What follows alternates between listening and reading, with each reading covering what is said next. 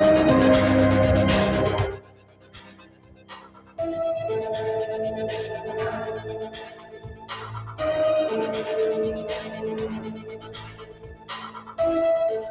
बहुत बहुत स्वागत है आप सभी का। मैं हूं आपके साथ आस्था कौशिक। करौली सरकार, एक ऐसा नाम जिनके साथ न जाने कितने चमत्कारों के दावे जुड़े हुए हैं।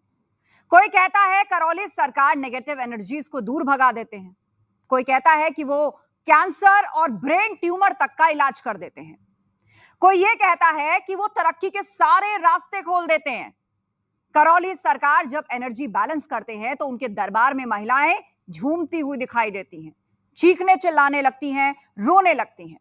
आखिर क्या होता है ये एनर्जी बैलेंस और क्या होता है शिव बैलेंस, और बिना डॉक्टर के कैसे हो जाता है बड़े से बड़े रोगों का इलाज और इसका दावा? इन तमाम सवालों पर चर्चा के लिए आज हमारे साथ खुद स्टूडियो में मौजूद हैं करौली सरकार। जोरदार तालियों के साथ बहुत बहुत स्वागत है आपका हमारे स्टूडियो में।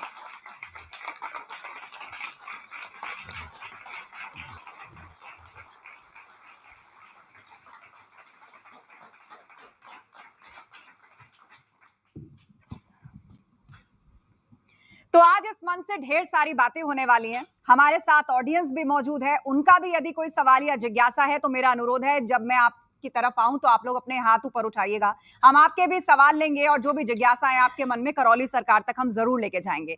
आज का ये पूरा एपिसोड और पूरा सेशन बहुत ही इंटरेस्टिंग होने वाला है, क्योंकि जब भी आपने करौली सरकार को टेलीविजन पर देखा होगा, बहुत सारी तस्वीरें देखी होंगी, उन पर बहुत सारी चर्चाएं बाहर होती हैं। विज्ञान के जमाने में कई सारे सवाल भी उठते हैं और आजकल हम देख रहे हैं कि आध्यात्मिक जीवन की बात की जाए या फिर आध्यात्मिक जगत की बात की जाए, ऐसे बहुत सारे साधु संत महात्मा हैं जो अलग अलग तरीकों से लोगों का कल्याण करने का दावा करते हैं, और हमारे बीच में करौली सरकार भी हैं। उस पर हम बातचीत करें, लेकिन मेरा पहला सवाल आपसे यही है कि संतोष सिंह भदौरिया से लेकर करौली सरकार तक ये जो सफर था ये कैसा रहा?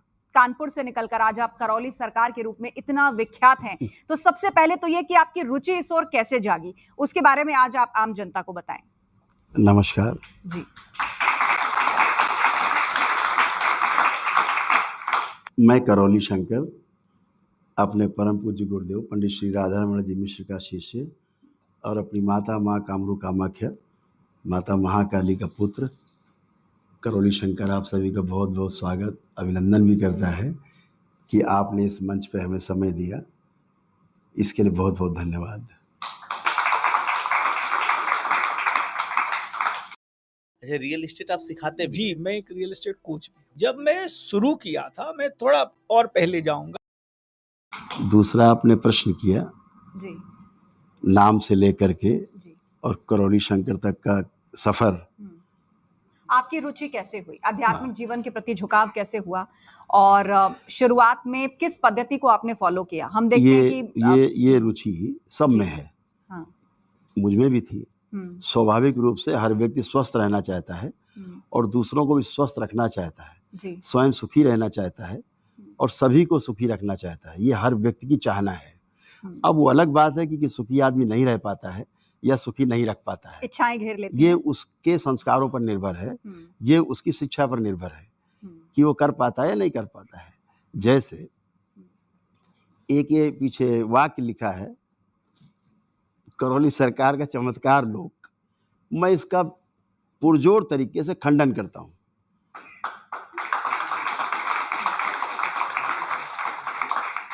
इस पूरे संसार में, इस पूरी सृष्टि में चमत्कार नाम की कोई वस्तु नहीं, रहस्य नाम की कोई वस्तु नहीं, भूत प्रेत नाम की कोई वस्तु नहीं है ही नहीं। इसका मैं जोरदार खंडन करता हूं और मैं आपको प्रमाण देता हूं। ये हमारे द्वारा लिखी गई पुस्तकें हैं 2020 में, आप इसको कोड कर सकते हैं, बाद में आप दिखा सकते हैं कि जो पहला ही हमारा पेज है जिस पर कि इस बात का इंग्लिश और हिंदी वर्जन दोनों है, जिस पर कि उद्घोषणा है। अगर 4 लाइन आप ऑडियंस को पढ़ के सुना देंगे तो और स्पष्ट हो जाएंगे कि दरबार की ऑडियोलॉजी क्या है। इसमें पहली लाइन वही लिखी गई है जिसका जिक्र करौली सरकार जी ने अभी किया कि अस्तित्व में रहस्य या चमत्कार जैसी कोई वस्तु या घटना नहीं होती, बल्कि जो भी होता है वो प्रकृति के नियमों के अनुसार ही होता है। और प्रकृति का आशय ईश्वरीय रचना और प्राकृतिक व्यवस्था का आशय ईश्वरीय विधि विधान से है। तो अगर ये सब कुछ ईश्वर के विधि विधान से हो रहा है और आप कह रहे हैं कि चमत्कार जैसी कोई वस्तु नहीं है, तो गंभीर से गंभीर बीमारियों का इलाज फिर आखिर विज्ञान और डॉक्टर किस काम का है? आप एनर्जी की बात करते हैं, आप पितरों से मुक्त कराने की बात करते हैं, तो फिर ये सब क्या है? हाँ, ये विधि है जी, ये एक ईश्वरीय व्यवस्था है। जैसे हमारा भौतिक शरीर है जी, तो इसको जो हमारा अभौतिक शरीर है वो चला रहा है। अगर जिन लोगों ने इस पर ध्यान दिया है कि केवल ये शरीर ही जो दिख रहा है ये नहीं है, इसके पीछे वो भी है जो इसके अंदर रह करके सुन रहा है, इसके अंदर रह के देख रहा है, इसके अंदर से ही सारे कार्यक्रम कर रहा है, उसके अनुसार ही शरीर चलता है। अगर वो ये देख पाता है तो उसको चमत्कार नहीं लगता है। जो शरीर मान के ही जी रहा है वो चमत्कार में जीता है, रहस्य में जीता है। और जो शरीर और उसके साथ जो व्यवस्था है जीवन की, जो जीवन है जिसे हम कहते हैं, आप चेतना और आत्मा की बात कर रहे हैं? हाँ, अगर हम बात करेंगे वो थोड़ा विषय इस तरह का है, उसको लंबा समय चाहिए होगा। हम छोटी सी बात करते हैं। एक संगठन है जिसको हम जीवन कहते हैं। जीवन संगठन का अर्थ है दरबार के अनुसार आत्मा, बुद्धि, चित्त, वृत्ति और मन। ऐसे 5 चीजों का जो संगठन है उसको हम जीवन कहते हैं जी। और ये जीवन ही शरीर को चलाता है। ये हम लोग समझ सकते हैं। तो और ये जीवन का लक्ष्य है सुखी रहना। हर व्यक्ति सुखी रहना चाहता संसार में। एक व्यक्ति आपको ढूंढे नहीं मिलेगा जो ये कहे कि नहीं साहब हम तो दुखी रहना चाहते हैं। और सुखी नहीं रहना चाहता, वो निरंतर सुखी रहना चाहता है, कंटिन्यू हैप्पीनेस। कभी नहीं कि हाँ सुख हो और दुख हो, ऐसा कुछ नहीं। अच्छा, कुछ तस्वीरें हैं ये पीछे चल रही, मैं चाहूंगी कि लोग भी देखें और आप भी एक बार देखें। ये बहुत सारे फॉलोअर्स हैं, ये बहुत सारे डिवोटीज हैं आपके, और आपके दरबार में ऐसी बहुत सारी महिलाएं आती हैं। हमने देखा है कि वो अचानक रोने लगती हैं, चिल्लाने लगती हैं और लेट जाती हैं जमीन पर। ये सब क्या है? इम्बैलेंस है। किस तरह का इम्बैलेंस? एनर्जी का। ये एनर्जी का जो हमारे अंदर है उसका इम्बैलेंस है। जैसे आप लोग एक शब्द हमेशा पूछते हैं, ये देखिए महिला इस तरह लेटी जैसे आप लोग हमसे हमेशा पूछते हैं अक्सर ये बैलेंस क्या शब्द आप प्रयोग करते हैं, पूछते हैं, आपके मन में भी होगा। तो बैलेंस हम लोग एक कार्यक्रम चलाते हैं, दरबार एक कार्यक्रम चलाता है जीरो बैलेंस के नाम से। वो ध्यान साधना का कार्यक्रम है जो हमारे मिश्री मठ से संचालित होता है। साधकों के लिए है, ध्यान और साधना करने वाले लोगों के लिए जीरो बैलेंस प्रोग्राम है। लेकिन ये जो आम लोग बैठे हैं, क्या ये लोग भी ध्यान और साधना कर सकते हैं? क्या ये इतना आसान है? अभी करा सकते हैं। अच्छा, हाँ, 1 मिनट में करा सकते हैं।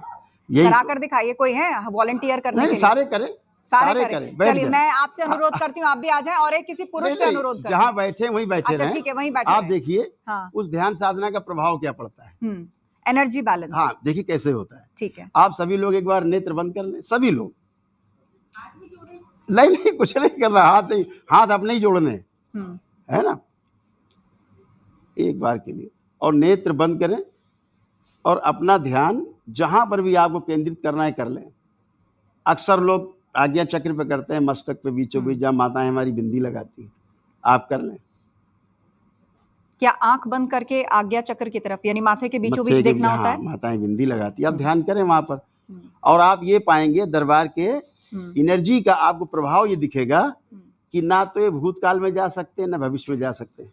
कुछ लोगों को बहुत तेज मसल टेंशन फील होता है वहां पर। आप भी कर सकते हैं। देखिए ना, आप भूत में भविष्य कहीं नहीं जा सकते। आप टेक ऑफ नहीं कर सकते। या तो तेज रोशनी दिखती है या मसल टेंशन या कुछ दर्द महसूस होता है। परिणाम दिखाऊंगा। कितनी देर तक आंखें बंद रखनी होंगी? बस अभी हो रही 10 सेकेंड। अच्छा, 3 बार बोलेंगे सभी लोग, ओम नमः शिवाय।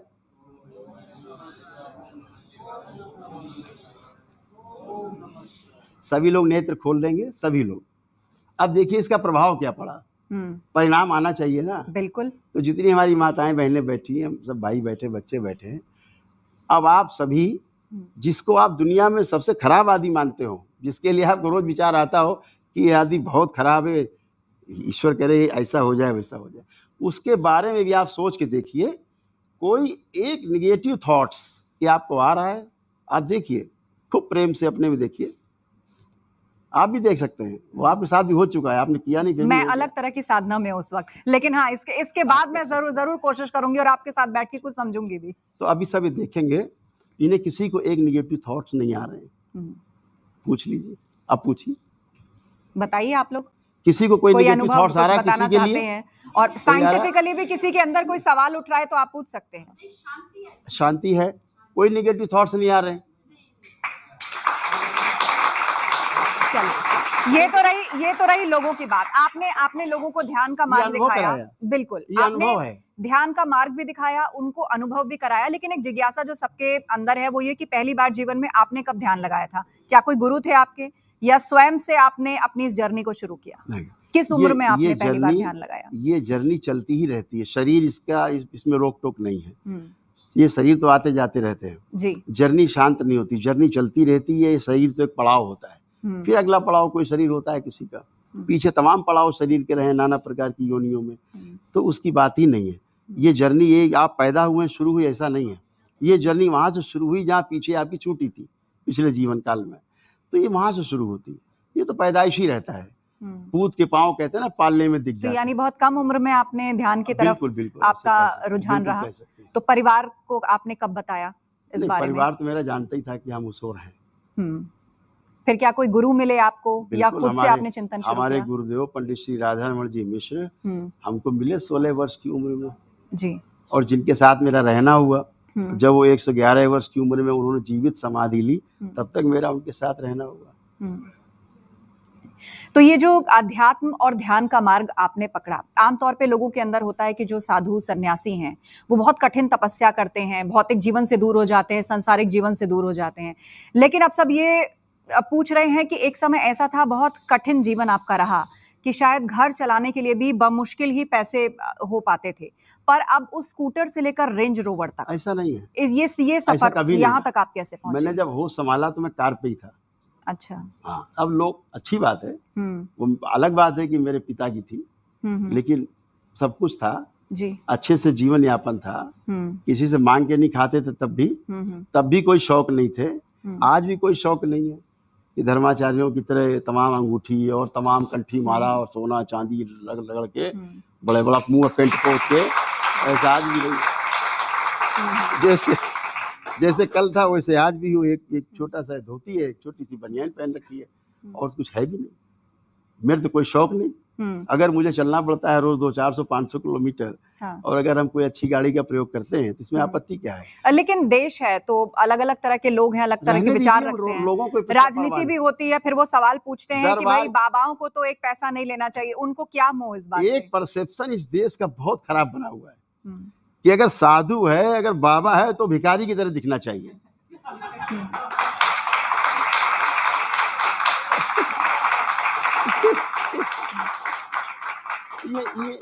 ये कौन सा परसेप्शन बन गया है? अगर हमें आज यहाँ से बेंगलोर पहुंचना है तो क्या पैदल जाऊं मैं?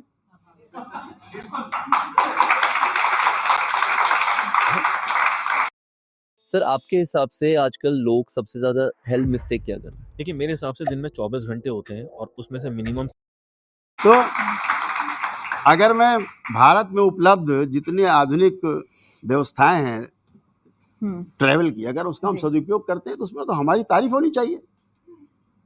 ये लोग अभी हम पैदल चलने लगेंगे तो लोग कहेंगे साहब ये तो बेवकूफ आदमी पैदल ही चल रहे हैं। अच्छा, एक तस्वीर हम आपको दिखाते हैं, वो तस्वीर जरा पीछे लगाइए। आप ये भी दावा करते हैं कि आप कैंसर का इलाज कर देते हैं और कैंसर की स्टेज 4 से मरीज का इलाज कर देते हैं। ये तस्वीर देखिए आप, देखिए कौन बोल रहा है, ये है, और इनकी जो इस वक्त हालत है वो बता रही है कि ये किस कदर जूझ रहे हैं इस बीमारी से। इसको चलाइए, देखिए मैं बता रहा हूँ कैंसर ठीक किया, ये वो कह रहा है कि मेरा कैंसर ठीक हो गया है। बात करिए, अगर वीडियो चला सकते तो देखिए। नहीं, ये मैं कह रहा हूँ, ये वीडियो वैसे कई बार लोगों ने देखा होगा क्योंकि आपके पंडाल में से काफी लोग आते हैं, लेकिन सवाल ये है कि आप इनका इलाज कैसे कर देते हैं? स्टेज 4 का कैंसर, तो अब सवाल उठता है कि क्या विज्ञान किसी काम का नहीं है? देश के सबसे बड़े डॉक्टर्स ने, मैं पहचान रहा हूँ सज्जन को, दरबार के भक्त हैं जी, देश के सबसे बड़े डॉक्टर्स ने, ये मेरे सामने जब इस समय आए, इसका वीडियो होगा आपके पास, तो इन्होंने कहा गुरुदेव आप मुझे पहचान रहे हैं? मैंने कहा नहीं, शरीर से तो नहीं पहचान रहे, वैसे जान रहा हूँ कि आप दरबार से जुड़े। तो बोले मैं वही वो जो टावल लपेट के आया था, मेरा इतना सड़ा हुआ मेरा मुंह था, इतना सड़ा हुआ टावल लपेट के आया था मैं 2 साल पहले आपके समझ। आपने कहा था अरे वैदिक प्रक्रिया करो, ये तमाम जड़ से चीजें अपने आप चली जाएंगी तुम्हारे प्रार्थना संकल्प से। और डॉक्टर ने कह दिया था कि तुम 15 दिन में 20 दिन में मर जाओगे, तब आया था मैं।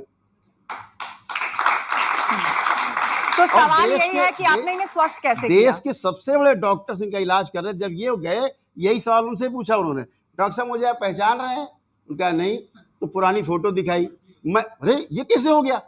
जब मामा दरबार गया था, मैंने ये प्रार्थना की, संकल्प किए, प्रक्रिया की, वैदिक सनातन वैदिक पद्धति से गुजरे, और मुझे तो आराम हो गया। अरे क्या, ये सब नहीं मानता मैं। तो बोले फिर आप नहीं मानते? आपने तो बोला था कि 15 दिन में मर जाओगे। मेरे तो 2 साल हो गए। तो आपने कैसे इलाज किया इनका? इलाज कैसे किया आपने इनका? मैं नहीं करता। दरबार की सनातन वैदिक पद्धति है जो हमारे ऋषि मुनियों से चली आ रही है, आज से नहीं चली आ रही है, युगों युगों से वो सनातन वैदिक परंपरा पद्धति मौजूद है। क्या ये कोई योग है या कोई ध्यान है या फिर एक वे ऑफ लाइफस्टाइल है जिसके जीने से कुछ क्योर होता है? मैं उसको स्पष्ट कर दूं जी।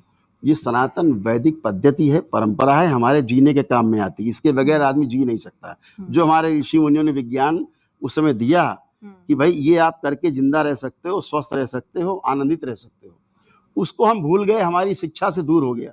हमारी शिक्षा में शामिल नहीं विद्या, हमारे संस्कारों में शामिल नहीं है, हमारी मूल्य शिक्षा भी गायब है।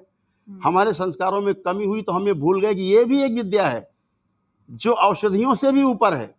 यानी जहाँ औषधियां काम करना बंद कर देती हैं, वहां आपकी प्रार्थना और पूजा और संस्कार आपके काम आते हैं। अगर आप प्रार्थना सवाल उठाते हैं, वो कहते हैं कि कोई बीमार है वो डॉक्टर के पास जाए, दवाई खाए, इलाज करे, या फिर आपके पास या किसी और के पास जाके इस प्रकार की पद्धति, तंत्र मंत्र, पर्चियां, भभूत, ये सब निकलवाए। ये वो लोग आते हैं दरबार में जो जहां डॉक्टर से परेशान होकर, तंग होकर के, जहां डॉक्टर कह देता है घर जाओ और मर जाओ, ये वो लोग हैं। अब ये कहां जाएंगे? आप इन्हें कहां भेजना चाहते हैं?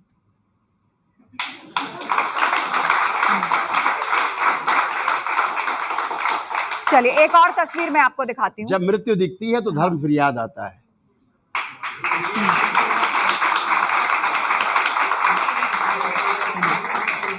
एक और तस्वीर हम आपको दिखाते हैं। वो तस्वीर जरा लगाइए पीछे वॉल पर। और उस तस्वीर में ये दावा किया जा रहा है कि एक बच्चा है और आपने इनकी आंखों को ठीक कर दिया है। डॉक्टर ने कहा था कि इनका इलाज नहीं हो सकता, लेकिन दावा है कि आपने इनको ठीक कर दिया है। ये कैसे हुआ? ठीक हुआ। जैसे वो पीछे देख रहे थे आप, 400 प्रकार की डिजीज हैं। मैं आपको दिखाना चाहूंगा जी, प्लीज। ये 400 प्रकार की वो डिजीज हैं जिनका इस संसार में मरने तक इलाज नहीं है। पूरा जिंदगी दवा खाते रहो, इलाज नहीं है। वो ये 400 प्रकार की डिजीज हैं। दरबार इस सम्मानित चैनल के सामने अपने प्यारे प्यारे जितने हमारे दर्शक बैठे, भाई बहन सब बैठी हैं, बेटियां, इनके सामने कहना चाहता हूं, ये एक दिन में नष्ट होते हैं। वैदिक सनातन वैदिक पद्धति के अपनाने से एक दिन में इसकी स्मृतियां नष्ट हो जाती हैं, नहीं बचते लोग। ये 400 प्रकार की डिजीज है। दरबार में सबका स्वागत है। आइए, सब लोग आइए और परीक्षण करिए।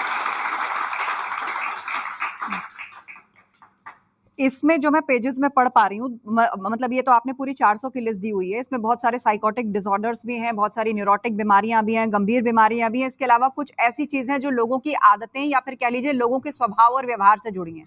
इनका इलाज कैसे हो पाता है? अपने धर्म और देवी देवताओं का मजाक उड़ाने की स्मृतियां, ये भी एक बीमारी के तौर पर लिखा है। माता पिता से बातें छुपाने की स्मृतियां, गंदा रहने नहाने का ना मन करने की स्मृतियां, अपने ही परिवार के सदस्यों के प्रति अश्लील विचार आना, ये भी आपने बीमारियों के तौर पे लिखा है। सभी कुछ है। खाने की वस्तु से एलर्जी होने की स्मृतियां, घर में बदबू आने की स्मृतियां, गले में फंसा हुआ महसूस होना, अत्यधिक ठंड लगना, अत्यधिक गर्मी लगना। अब ये सारे सिम्टम्स अगर किसी को आए, शुरू से देखिए, तो, आप शुरू से पहले शुरुआत में आपने बहुत कुछ साइकोटिक डिसऑर्डर्स की बात की है, जिसमें सिजोफ्रेनिया भी है, इसमें डिप्रेशन भी है, और बहुत तरह के फोबियाज हैं, जैसे किसी को ऊंचाई से डर लगता है, आग से डर लगता है, भीड़ से डर लगता है।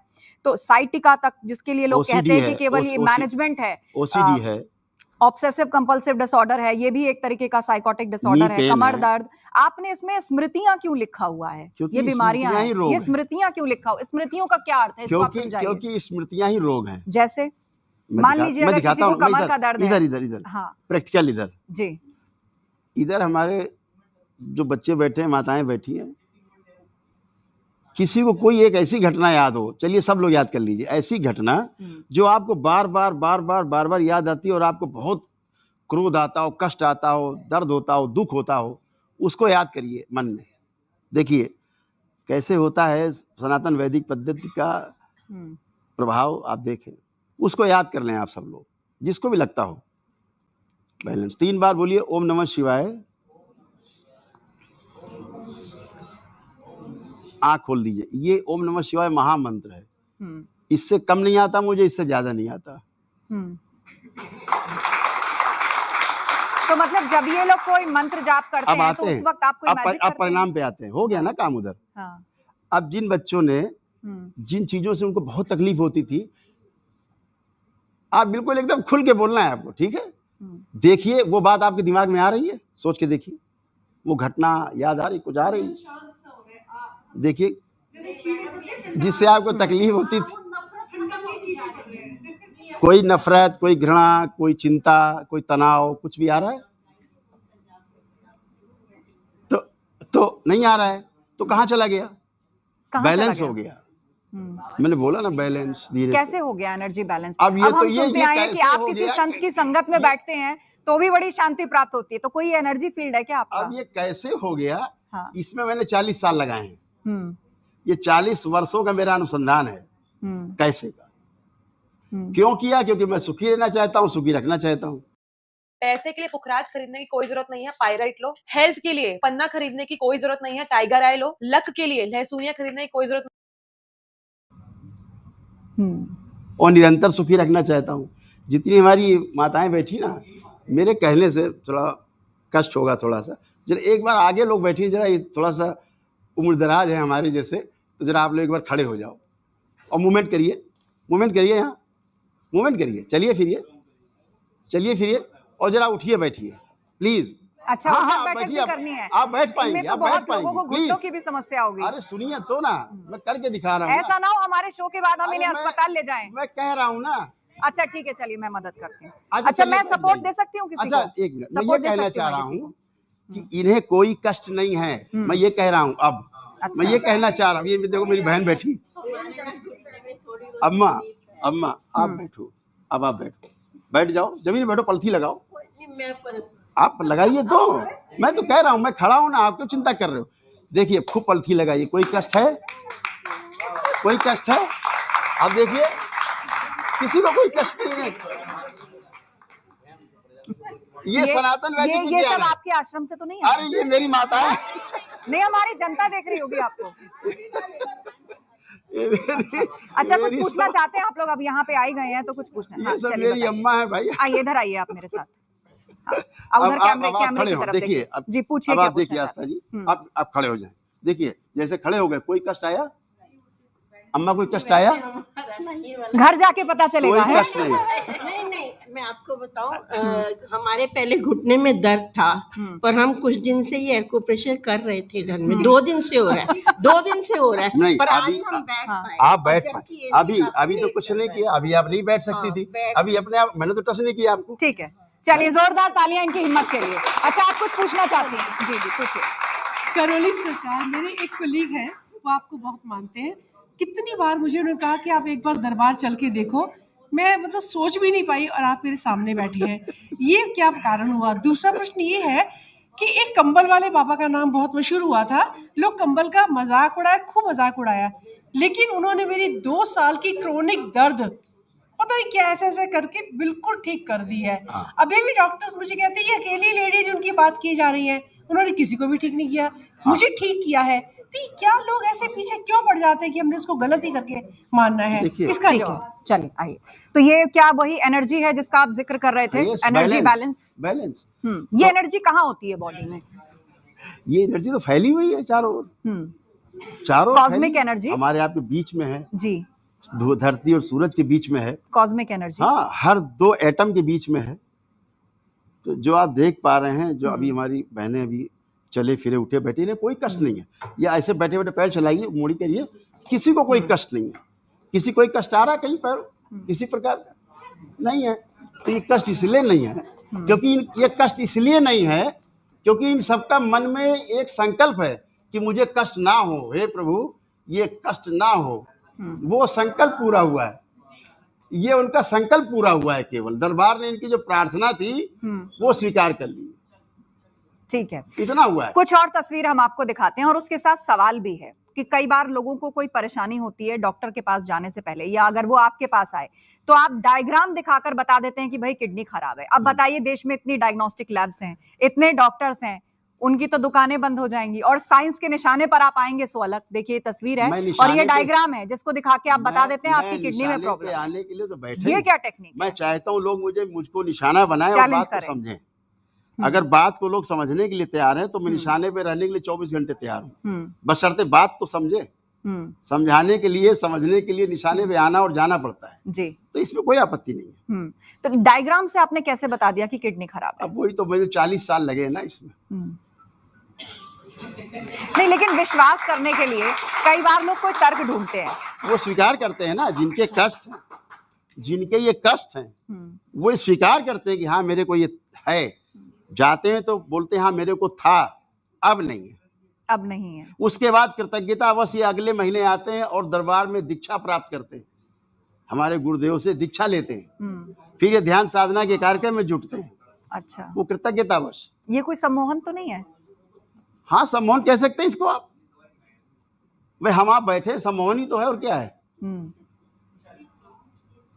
अगर सम्मोहन नहीं होता, आप बात को नहीं समझाना चाहते लोगों को, हम नहीं लोगों तक अपनी बात को डिलीवर करना चाहते, तो कैसे बैठे होते एक जगह पे। हमारा भाई बहन का भी तो सम्मोहन हो सकता है, हमारे बच्चों का पिता बच्ची का संबंध भी तो हो सकता है सम्मोहन का। सम्मोहन को लोग गलत अर्थों में बहुत लेते हैं उन शब्दों को, लेकिन ये सम्मोहन सब में बना रहता है। क्योंकि कुछ घटनाएं ऐसी हुई ना पूर्व में कि बहुत सारी महिलाओं ने कहा कि उन्होंने जेवर उतार के दे दिए, जैसा जैसा कहा करके दे दिए, तो वहां भी कोई सम्मोहन का एंगल सामने आया था। ये सब टोटका टाइप के लोग हैं, जिसका दरबार जोरदार खंडन करता है। सारे टोना टोटका, जादू टोना, जितना झाड़ फूक, दरबार इनका खंडन करता है और भारत सरकार से, प्रदेश सरकार से ये मांग करता है, बराबर करता रहा है। मेरी बुक्स में भी लिखा है, आपने पढ़ा, कि इन सब के विरुद्ध कड़ा कानून बनना चाहिए और इन सब की जगह जेल में होनी चाहिए। Different ways of investing is there in the market. Different approaches are there. I myself very openly say कि जो मेरा तरीका। ठीक है, एक और तस्वीर मैं दिखाती हूँ, उस तस्वीर को वॉल पर लेकर आइए। और इस तस्वीर में ये दावा किया जा रहा है कि आपने इस महिला के पति का लिवर ठीक कर दिया। ये जो महिला है बहुत कष्ट में आपके पास आई, आपने इनका लिवर ठीक कर दिया और डॉक्टर ने ट्रांसप्लांट करने की बात कही थी, लेकिन आपके आने के बाद ये ठीक हो गई। अपने प्रार्थना संकल्प से ठीक हो गया। लिवर ट्रांसप्लांट को कैसे टाला जा सकता है? वो अपने आप ही होता है। आप भेजिए, किसी को हो रहा है वो भी करके देख ले। आप में से है किसी को गंभीर समस्या? है किसी को यहाँ ऐसी कोई गंभीर समस्या? इस समय किसी को कोई कष्ट नहीं है। इस समय इतने लोग यहाँ बैठे हैं। हाँ। आप कुछ कहना चाहते हैं? रुकिए, मैं माइक लेकर आती हूँ आपके पास। मैं माइक लेकर आती हूँ आपके पास। अभी आगे लाइन की गई। जी, क्या नाम है आपका? ओम प्रकाश है मेरा नाम। हाँ, 3 साल हो गए घुटने में दर्द। जी बैठिए। बैठिए। आस्था जी, ये जो भैया हमारे भैया बोले जी, इनका आप लिख लीजिए, आपके पास रिकॉर्ड रहेगा। दरबार इनका निःशुल्क वैदिक अनुष्ठान कराएगा और उसके बाद इनका इंटरव्यू लीजिएगा। इन्हें कोई कष्ट ही नहीं बचेगा जो बता रहे हैं। न्यूज 18 की तरफ से आप किसी को लिख के भेजेंगे, मैं इनको टेस्टिंग के लिए भेज रही हूँ, कृपा करके। ये जो 400 डिजीज है, इनमें से इनको ये प्रॉब्लम है, दरबार उनका निःशुल्क वैदिक अनुष्ठान कराएगा। आप लिख के भेजिए। अच्छा, यस। एक और महत्वपूर्ण सवाल है कि आपके दरबार में महिलाएं झूमने लगती हैं, चीखने लगती हैं, ये किस तरह का एनर्जी है? जो उनका डिसबैलेंस था आपके यहाँ बैलेंस हो गया, ऐसा क्या क्यों हुआ? ये स्मृतियां रहती हैं। ये हमारे स्वयं की स्मृतियां, हमारे पितरों की स्मृतियां, कुछ परसेप्शन बन जाते हैं, मस्तिष्क स्वीकार कर लेता है उसको। और कुछ एनर्जी रहती है जो इम्बैलेंस होती है, जो ज्यादा हो गई है तो बाहर निकलना चाहती है एनर्जी। अब उसको रास्ता नहीं मिलता, उस एनर्जी को आप कैसे निकालेंगे? बाहर ज्यादा हो गई है। तो एनर्जी कम हो जाए तो रोग है, एनर्जी ज्यादा हो जाए तो रोग है। एनर्जी कम हो गई तो व्यक्ति पड़ा रहता है चुपचाप एक जगह, एनर्जी ज्यादा हो गई तो उठा पटक करता रहता है, दोनों ही रोग हैं। अच्छा, तो ये एनर्जी कहाँ होती है? व्यक्ति के अंदर होती है एनर्जी? तो नॉर्मली हम ये जानते हैं कि आज मैं बड़ा एनर्जेटिक फील कर रहा हूँ, आज मैं बहुत अच्छा कार्य कर लूंगा। सब कुछ इधर ही है।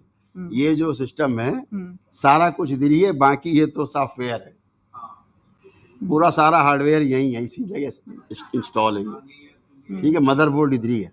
अगर ये ठीक तो सब ठीक, ये गड़बड़ तो सब गड़बड़। हमने सुना है कि आप यमराज को भी वापस भेज देते हैं। हमने सुना है आप यमराज को भी वापस भेज देते हैं। आपने अपने पंडाल में किसी से कहा था कि भाई यमराज को वापस भेज दिया मैंने, तो क्या आप मृत्यु को भी टाल देते हैं? हो सकता है मैंने धीरे से बोला हो, आपको ज्यादा सुनने में आ गया हो। नहीं, बहुत लाउड था, तभी हमने सवाल इसको डाला कि आपने क्यों कहा कि हम यमराज है क्या, पहले इस पे भी समझ लीजिए। यमराज जो आम लोग जानते हैं कि भाई जब मृत्यु निकट होती है तो वो लोगों को लेने आते हैं। है ना आपका, आपको लगता है यमराज कोई व्यक्ति है, मैं यमराज को एक शक्ति मानता हूँ। वो एक एनर्जी है, एक व्यवस्था है। जब आपका इम्बैलेंस होता है तो वो यमराज को आपको खाने के लिए नहीं आते हैं, वो बैलेंस के लिए ही होता है, आपकी सुरक्षा के लिए होते हैं। ठीक है ना, आपका शरीर आपके लायक नहीं बचा, उसकी जगह दूसरे शरीर में आपको जाना है। ये एक व्यवस्था है जन्म और मृत्यु की, उस व्यवस्था को आप स्वीकार कर लीजिए। जब उस व्यवस्था को हम जाने नहीं होते तो हमें भय लगता है।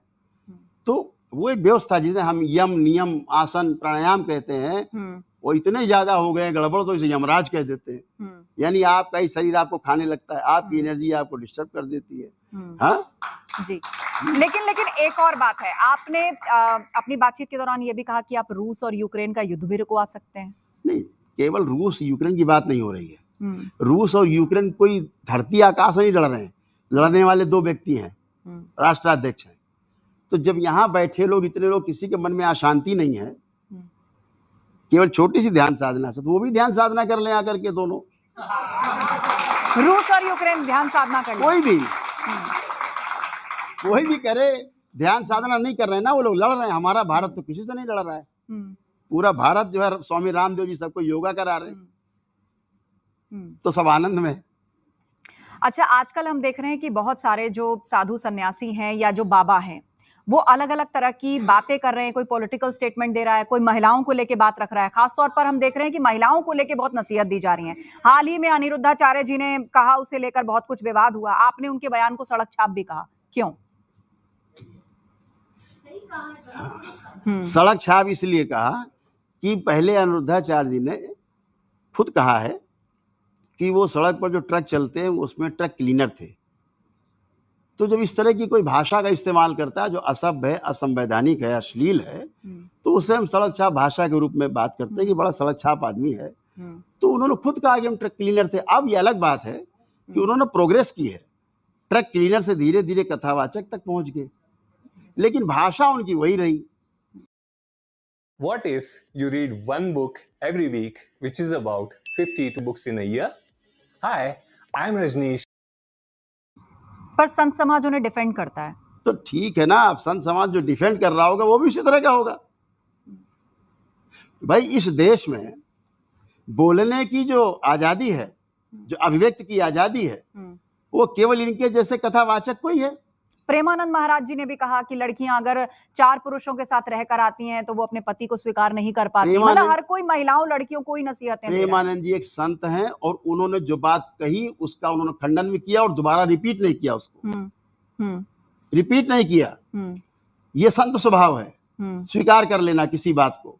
लेकिन अनिरुद्धाचार्य जी ने उसी बात को बार बार हर चैनल पे, अपने चैनल्स पे, तमाम जगहों पर, तमाम मंचों पर उन्होंने उन्हीं बात को रिपीट किया जिनको हम नहीं रिपीट कर सकते यहाँ। वो 4 जगह वाली बात कि बच्चियां 25 साल तक होते होते ऐसा, मैं यहाँ माताएं बहनें मेरे सब भाई बैठे हैं, क्या इस बात को स्वीकार करते हैं कि जो कहते हैं कि 25 साल तक होते होते बच्चियां ऐसा कर लेती 4 जगह, वैसा कर लेती 4 जगह, ऐसा करती क्या बच्चियां? ये सब गलत बात कह रहे हैं, गलत बात है, उनका विरोध होना चाहिए। अभी वो केवल इसलिए उनको डिफेंड कर रहे हैं कि भाई संत हैं, ये संत हैं, इनके बारे में ना बोलो। अरे भाई संत बोल क्या रहा है? मोनोलॉग चल रहा है क्या कि वो बोलेंगे और हम गाली सुनेंगे? अगर कोई बच्ची पलट करके कमेंट कर देती है, उनको एक बच्ची ने कमेंट कर दिया, केवल एक बच्ची के कमेंट से इतना डर गए कि गोलियां चलने लग गई। गाली दे रहे थे, अब गाली से गोली तक पहुंच गए। अच्छा, वास्तव में सनातन परंपरा में महिलाओं के लिए क्या स्थान है? क्या सारी नसीहतें, क्या सारे धर्म के जो परंपराएं हैं, पति परमेश्वर है, क्या वो सिर्फ महिलाओं के लिए? आप सही कह रही हैं। इस देश की ऐसी व्यवस्था हालत हो गई है, अग्नि परीक्षा केवल सीता ही देगी, अग्नि परीक्षा माताएं बहनें देंगी, पुरुषों का कोई इसमें दायित्व नहीं है। वो नकारा है, बदमाश है, उनको कोई नहीं पूछ रहा। उनको कोई क्यों नहीं नसीहत देता, उनको कोई क्यों नहीं सही मार्ग बताता? ये बात तो धर्माचार्यों से पूछना चाहिए कि जिस बच्ची के घर में, जिसने कमेंट किया लिव इन के ऊपर कोई बात हुई होगी, तो अभिव्यक्ति की आजादी सबको है। अगर आपको आजादी बोलने की तो सबको आजादी बोलने की है। अगर उसने बोल दिया तो घर में गोली चल रही है, एक खंडन तक नहीं आ रहा इनका। इसका मतलब आप सहमत हैं कि उस घर में जो गोली चली है, साधु संतों के खिलाफ जो बोलेगा उसके घर में गोलियां चलेंगी, बदमाश गोली चलाएंगे साधु संतों को डिफेंड करने के लिए। यही इनका धर्म है, यही धर्म है इनका, यही नारी धर्म निभा रहे हैं। ये नारियों के सम्मान में है, ये गोलियां चलवाना। रामभद्राचार्य ने भी महिलाओं को लेकर बात कही, लेकिन उन्होंने मुस्लिम महिलाओं के लिए कहा कि भाई यूज एंड थ्रो का कॉन्सेप्ट है इस्लाम के अंदर। उन पर भी सियासी हमले होने लगे कि मुस्लिम महिलाएं 20 बच्चे पैदा करती हैं, 4 बच्चे पैदा करती हैं, तो अब उन पर भी हमले किए जा रहे हैं कि भाई आप हमें नसीहत मत दीजिए, आपके यहाँ पर अगर हम बोलेंगे तो आपको अच्छा नहीं लगेगा। घूम फिर के बात महिलाओं पर ही आती है। स्वामी जी ने अपने अनुसार जो भी कहा होगा, लेकिन मैं कहता हूँ बात को आप जब बार बार रिपीट करते हैं, उन्होंने कहा अनुद्धाचार्य जी ने कि 16 वर्ष से कम उम्र बच्चियों की शादी हो जानी चाहिए। उन्हें पता है माँ बनने का दर्द क्या होता है। दोबारा से जन्म होता है माँ का। जब माँ कोई बच्चे को जन्म देती है तो माँ का भी दोबारा जन्म होता है। और हमारे देश का कानून कहता है 18 वर्ष से कम उम्र में अगर विवाह हुआ है तो अपराध है। बिल्कुल। और अगर उस बच्ची के सहमति से कोई संसर्ग हुआ है उससे, तो भी वो रेप की श्रेणी में आता है। कानून उसको रेप की श्रेणी में लेता है जी। तो ये बच्चियों के साथ रेप करवाना चाहते हैं देश में। इस देश में बहुत सारे विपक्षी दल हैं या राजनीतिज्ञ हैं जो कहते हैं कि साधु संतों को तो कथा कहने का एक पैसा नहीं लेना चाहिए, पर वो अंडर द टेबल पैसा लेते हैं। इस तरह के भी आरोप लगते हैं।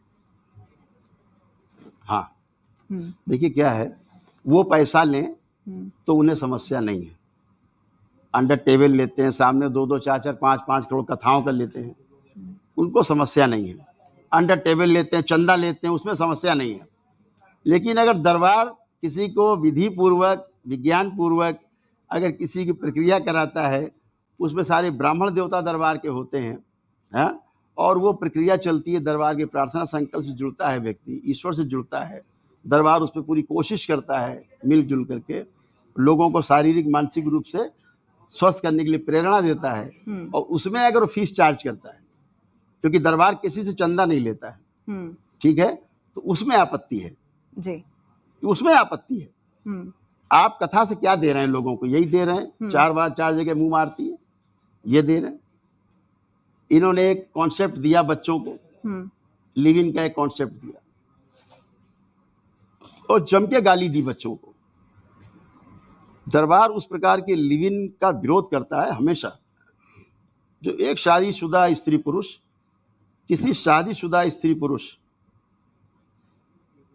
के साथ अपने पुराने पार्टनर को छोड़ के रहने लगते हैं, हिंदू मैरिज एक्ट का उल्लंघन करते हैं। ये भारतवर्ष में बिल्कुल अमान्य है, ये दुराचार और व्यभिचार की श्रेणी में आता है।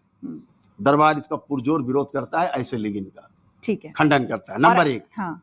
नंबर 2, वो 2 अविवाहित बच्चे, बालिग बच्चे और अविवाहित हैं, अगर वो स्वेच्छा से अगर विवाह करते हैं या साथ रहते हैं और उन्हें भारत के संविधान का संरक्षण प्राप्त है, हमारे न्यायपालिका का भी उनको कवर प्राप्त है, तो इसमें कहां से उन्होंने अपराध कर दिया?